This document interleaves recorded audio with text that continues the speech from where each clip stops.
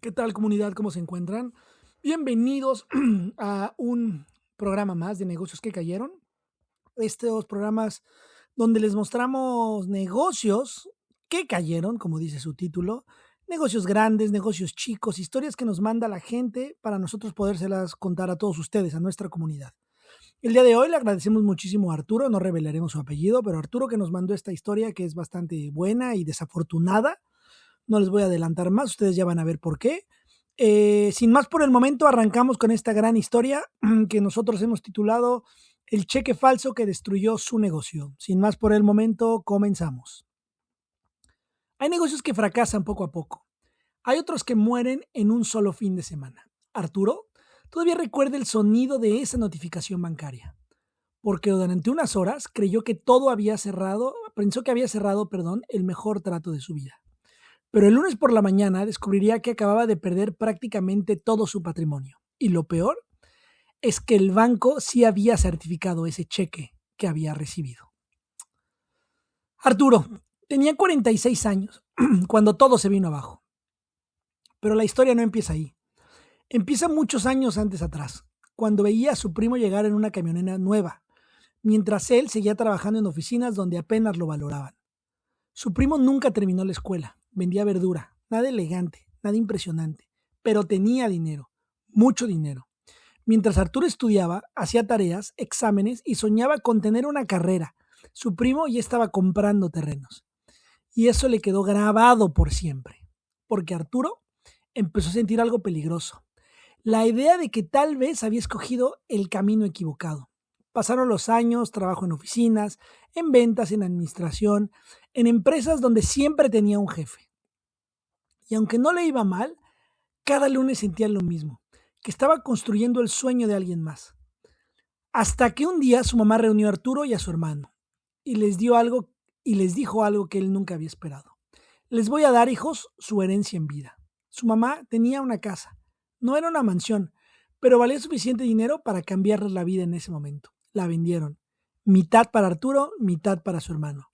Y esa fue la primera vez que Arturo sintió que realmente podía convertirse en un empresario. La idea apareció rápido. Comprar coches chocados, repararlos y venderlos. Parecía perfecto.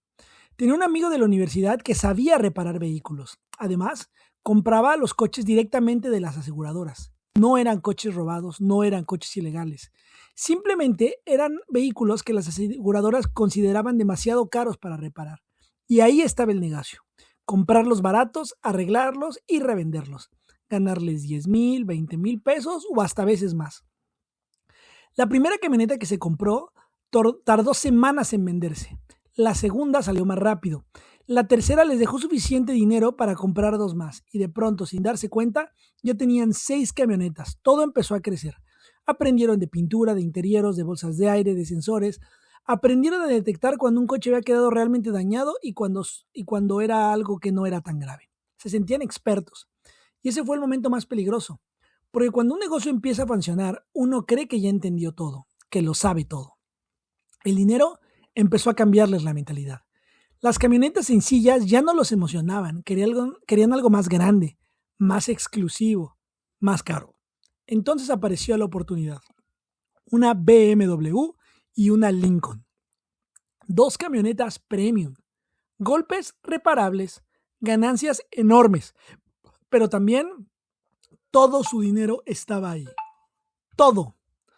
Las reparaciones tardaron meses, piezas difíciles, pintura especial, detalles electrónicos, pero cuando quedaron listas parecían nuevas.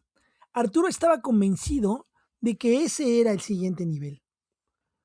Y no eran vendedores de coches chocados, ahora se sentían empresarios de lujo.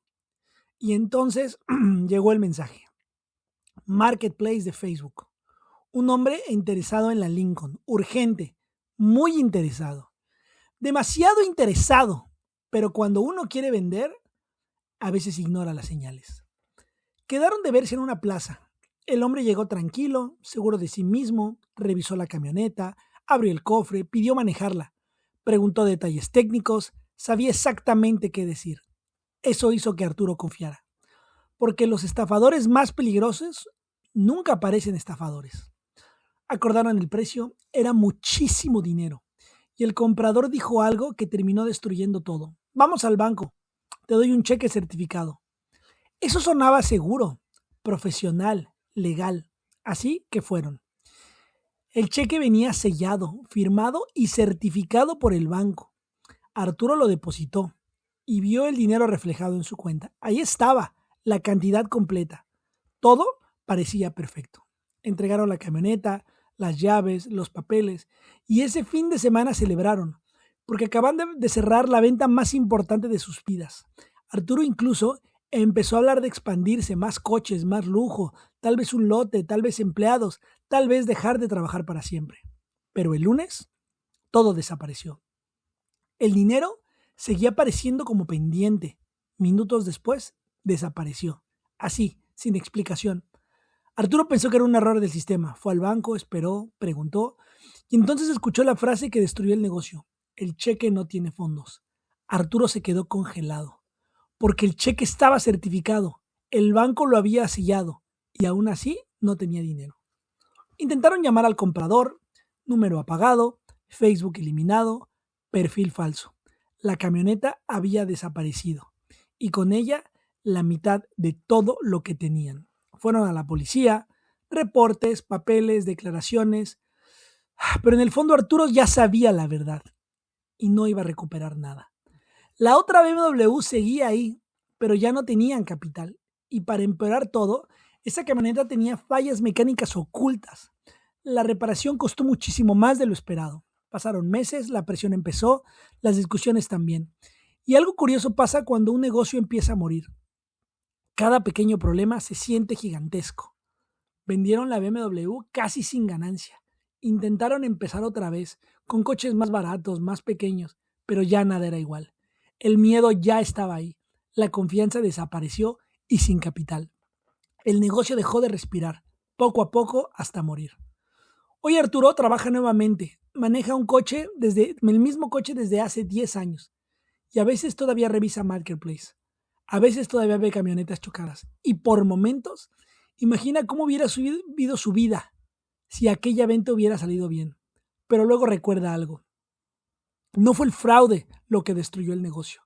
Fue apostar todo en una sola jugada. Porque muchas veces los negocios no mueren por falta de dinero. Mueren porque alguien creyó que ya no podía perder. Muy buena historia y creo que un gran mensaje. Desafortunadamente, en los negocios, en todo, tienes que estar siempre al pendiente y confiar es bueno, pero no confiar es todavía mejor. Así que bueno, muy buena historia. Muchas gracias por compartirlo.